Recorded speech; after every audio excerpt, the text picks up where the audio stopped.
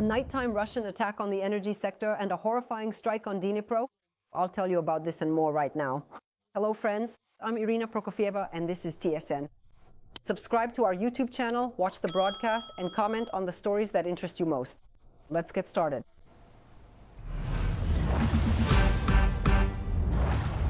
Two people were killed as a result of the attack on Dnipro. One more person is still being searched for. According to updated information, there are 12 injured. 7 of the injured are in the hospital. After midnight, a Russian Shahed drone crashed into a 9-story building, causing several floors to collapse. Nearly 30 residents were rescued from the burning building.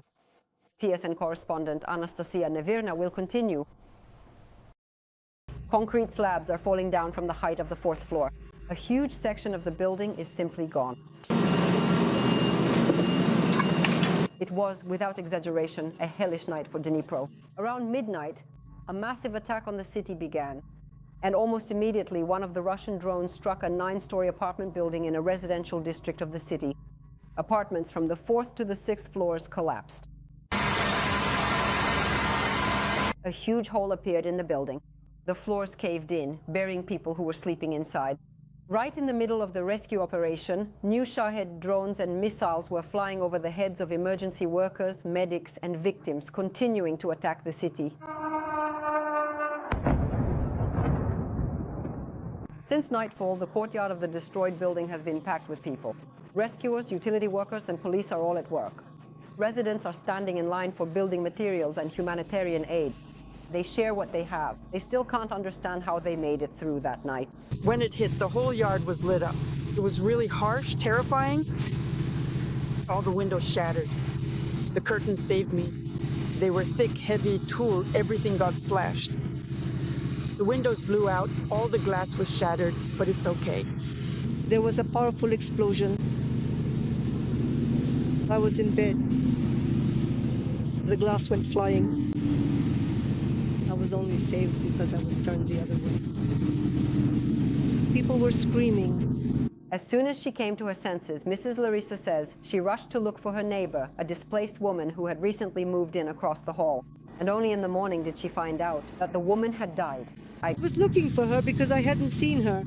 Well, they carried her out. I called her daughter-in-law in Germany, and this lady and her grandson are peering into the windows of their destroyed and debris-filled apartment on the 1st floor. The woman says she survived by a miracle. The glass shattered, I got up, everything was filled with smoke, everything was covered in dust. One dog was with me, the other dog was barking. That's the room that got buried. My dog is a German Shepherd. I called for Hardy, but he went silent. I thought he had been killed. And then the guys helped me out through the window. And the guy said, "We got your dog out." Somehow we made it out. I don't even understand how. Mrs. Svetlana holds her little dog close to her chest. Neither of them can recover from what they've been through. The woman says she survived because she went to the bathroom to turn off the washing machine. After that, all she could hear was her grandson screaming terribly in the neighboring apartment. They were all basically carried out in people's arms. Rescuers evacuated them from the 6th floor. The guys placed us on the rubble, supported the stairs a bit with their hands, and slowly lowered us down. My grandson is 1 year and 11 months old. They were carrying him down. He was the only one awake, and he was screaming so much, poor child. They carried us down the stairs. Because of this attack, the energy infrastructure in Dnipro was damaged. In the Samorsky district, 3 people were injured and a private home burned down. In Pavlograd, an enterprise was damaged, and regarding the destroyed building in Dnipro, according to the city council, most likely 2 of its entrances will have to be demolished. Anastasia Nevirna, Vladislav Komishin, Dnipro, TSN 1+1. The Russian army launched a massive strike on our energy sector. The terrorist state launched more than 450 drones and 45 missiles of various types at Ukraine on the night of November 8th. Our air defense shot down and suppressed 415 aerial targets, but 26 missiles and 52 drones hit 25 locations. Falling debris was recorded in 4 locations across different regions. The main directions of the attack were Kyiv region, Dnipro-Petrovsk region, and Poltava region. The targets were critical infrastructure facilities. Due to Russian attacks with Kinzhal missiles, cruise missiles, and drones, Horishni Plavni in the Poltava region is left without electricity, water, or heat. The city is operating in emergency mode. There is also no electricity in neighboring Kremenchuk. Resilience centers have been set up there. Electric public transport is not operating in the city. Buses have been deployed on the routes. In the Kremenchuk community, there is no electricity or water supply, and heating is only partially available. Water delivery has been organized for the population. Emergency power outages have been implemented in many regions of Ukraine. In some regions, according to Ukrenergo, hourly blackout schedules and power limitation schedules for industrial consumers remain in effect. By morning, Russia also attacked Kyiv with drones. In the Pechers district of the capital, rescuers responded to calls twice. At one location, 4 trucks burned down and 2 buildings and a nearby car were also damaged. At another address, the burning of drone debris was extinguished before the unit arrived. Throughout the night, Russian forces targeted civilians and energy infrastructure facilities in the Kyiv region. In the Vyshhorod district, 4 people were injured due to the fall of debris from an enemy UAV. One woman was hospitalized with shrapnel wounds to her thigh. In the Vyshhorod and Borispil districts, private residential houses and cars were damaged. In the morning, the Russians shelled residential neighborhoods in the Dnipro district of Kherson. 2 city residents suffered blast injuries. Another 10 people were wounded and 2 were killed in the region the day before. 14 residential houses were damaged. 2 people were killed and 3 wounded as a result of shelling in Donetsk region. 10 settlements were affected, with more than 30 private houses, shops, and administrative buildings damaged. The enemy also attacked energy infrastructure facilities in Odessa region, targeting them with strike drones. A fire broke out and nearly 30 firefighters worked to extinguish it. Due to strikes on the energy sector, there is an electricity shortage in Kharkiv, with emergency power outages in the city and water supply disruptions in some districts. Points of invincibility are operating. The metro is functioning only as a shelter. Some trolley buses and buses are not running or have altered routes. Over the past day, 2 people were killed and 10 more injured in Kharkiv region due to enemy strikes. At night, the enemy targeted infrastructure facilities. A gas company operator was killed in the suburbs of Kharkiv. Another man did not survive his injuries in Rokitne. In the village of Korotych, as a result of an airstrike on a gas station, 8 people were injured, including 2 women and a police officer. The occupiers also injured a woman in Chuhuiv and a man in Hrushivka. In Zaporizhzhia region, the Russians struck the village of Primorske with a drone targeting 2 residents. As a result of the attack, 1 man died at the scene and another was injured. The occupiers also attacked a civilian car carrying a married couple near Huliai-Pol with strike drones. The man was killed and his wife was injured. They survived by a miracle. A Russian killer drone attacked a civilian car near Kostyantynivka. Members of the evacuation mission, who were on their way to pick up civilians who, despite the danger, still remained in the city, managed to film footage of the attack. This video was posted on her Telegram channel by TSN correspondent Yulia Kirienko. This is yet another confirmation of Russian war crimes. They deliberately hit civilian cars or medical vehicles. Fortunately, the killer drone was spotted in time and they managed to escape. Open it, please, quickly. Run away as fast as you can. Lie down. Oleg. Thank God he's alive. Finish.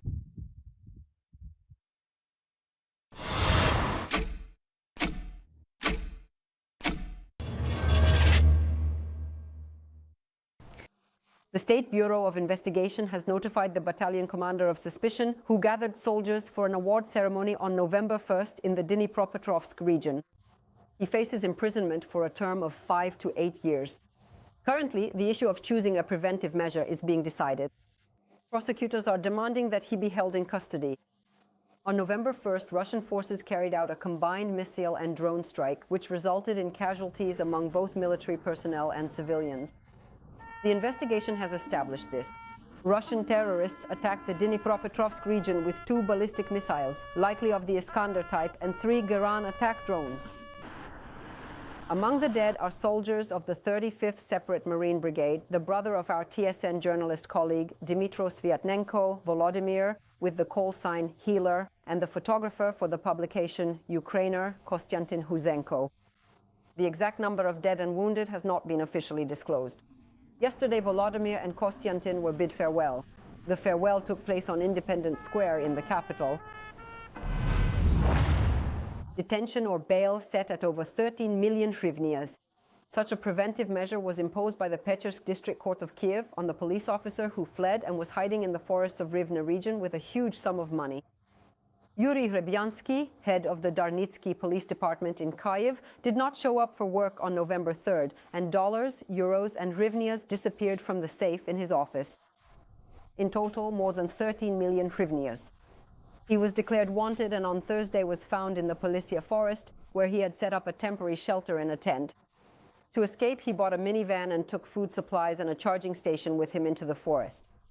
During the search, law enforcement officers also found part of the money.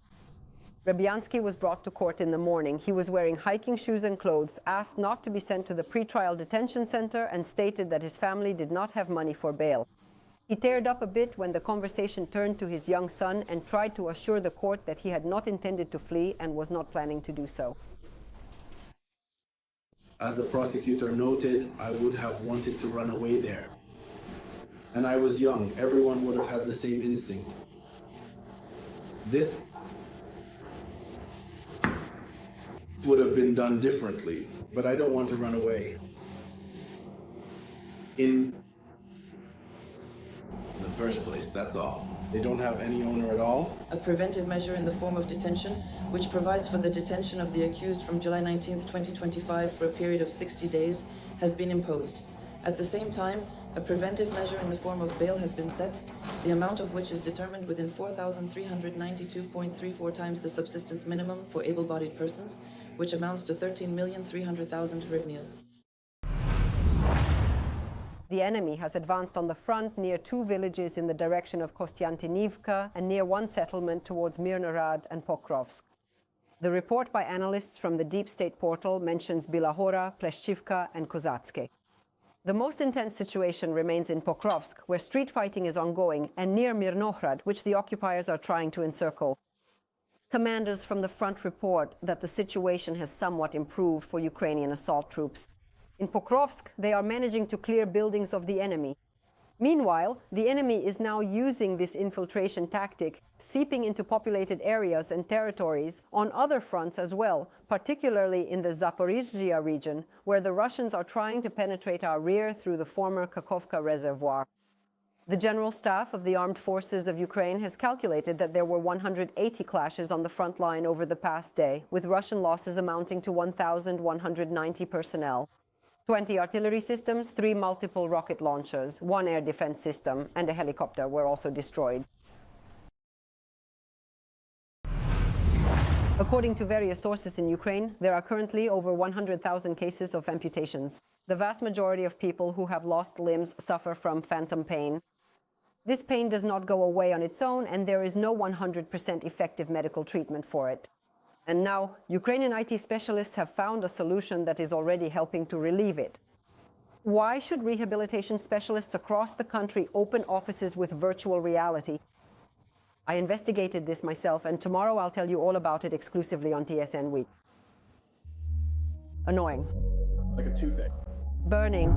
I feel my legs, I feel my knees, I feel my foot. Unbearable. Even painkillers used to help. Phantom pain in limbs that are no longer there. After the nerves are cut, they try to regenerate, to recover. You can't get rid of this pain with just pills. Physical therapy alone won't be able to tame it. But in Ukraine, where the war continues and the number of people with amputated limbs grows every day, they've come up with a way to help people see their lost or new limb in virtual space. A sensor draws in the missing limb, whether it's an arm or a leg. Signals from the brain are adjusted and the phantom pain subsides. How did Ukrainian IT specialists find a cure for phantom limb syndrome after amputations? The biggest challenge was an engineering one. And why should VR specialists work alongside rehabilitation therapists in military hospitals? Codes Against Pain. Watch tomorrow at 8 o'clock p.m. only on TSN Week with Ala Mazur. And today is Air Assault Forces Day. Ukrainian hackers decided to congratulate our soldiers on this holiday in their own way. They took over the broadcast of a Russian TV channel on the temporarily occupied peninsula, Crim 24. On the screens, interrupting some propaganda segment, a greeting to our Air Assault Forces soldiers appeared. In it, there was a warning for people in Crimea to get ready because the air assault forces are near. The Day of the Air Assault Forces was first celebrated on November 8th, on the day of Archangel Michael, the patron of warriors. Previously, the date was different, but with the switch to the new calendar, it was changed. So, we express our gratitude to our assault troops, who are the first to carry out the most difficult tasks on the most dangerous front lines. And you can see right now how the occupiers reacted to the hacker greeting. Honey, I'm watching TV. I'm so curious.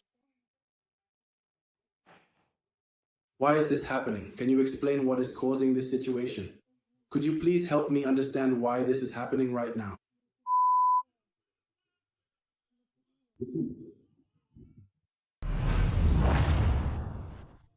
Thousands of soldiers were lost by the Russian army in October thanks to the work of Ukrainian drones. The president stated this. Volodymyr Zelensky calls this number of destroyed enemies the highest since the start of the full-scale war, specifically when it comes to drone strikes in a single month. And he assures that the figure is precise and verified, since all these losses have been recorded on video using special software. He also adds that, overall, enemy losses at the front after the work of just our drone pilots in October are higher by approximately 2,000 to 3,000. However, this data is not confirmed by video evidence. Every 2 minutes, someone from our army deserts. This is a quote from a Facebook post by a Ukrainian Armed Forces serviceman, former member of parliament, and public figure Ihor Lutsenko. It spread across the internet. His words are supported by a report from the Prosecutor General's Office of Ukraine. It shows the difference, in particular, between the beginning of the year and September and October. How many people went into unauthorized absence or deserted? The difference between the 2 months is 21,185 people. And this, Ihor Lutsenko claims, is a bad record. After all, every month this year, between 17,000 and 20,000 soldiers have fled from frontline combat units or training centers. And now the number has sharply increased. And it should be taken into account, the serviceman assures, that these are only the official figures. That is, these are cases for which investigators have initiated pretrial investigations. Hungary will continue to buy Russian oil. In this way, Viktor Orban managed to get the country exempted from American sanctions. The Hungarian Prime Minister announced this after meeting with Donald Trump. The head of the White House personally greeted Orban on the porch of the West Wing. During his conversation with the press, the US president praised his guest as much as he could. He said that there is no crime or other problems in Hungary, so Orban should win the elections next year as well. He also added that Orban understands Putin well and that they would discuss the war in Ukraine. Meanwhile, Orban criticized the EU, saying that only he and Trump are peacemakers, while everyone else mistakenly believes that Ukraine can win the war. To a clarifying question from the American leader about whether Orban believes Ukraine cannot win, the Hungarian Prime Minister replied, and I quote, "A miracle can happen." And President Zelensky responded to the statements made at the White House during the meeting between the Hungarian Prime Minister and the US President on his social media. He wrote that Ukraine will find a way to ensure that there is no Russian oil in Europe. Orban, who is constantly discussing issues with various important players in order to influence us, in my opinion, should have built his election campaign not on hatred towards Ukraine, but on friendship. But he thinks not about the people, but about himself. He believes that he can achieve this by hating Ukraine. He will not succeed, because we won't allow it. We won't let the Russians sell oil there. It's a matter of time. It's a matter of our position.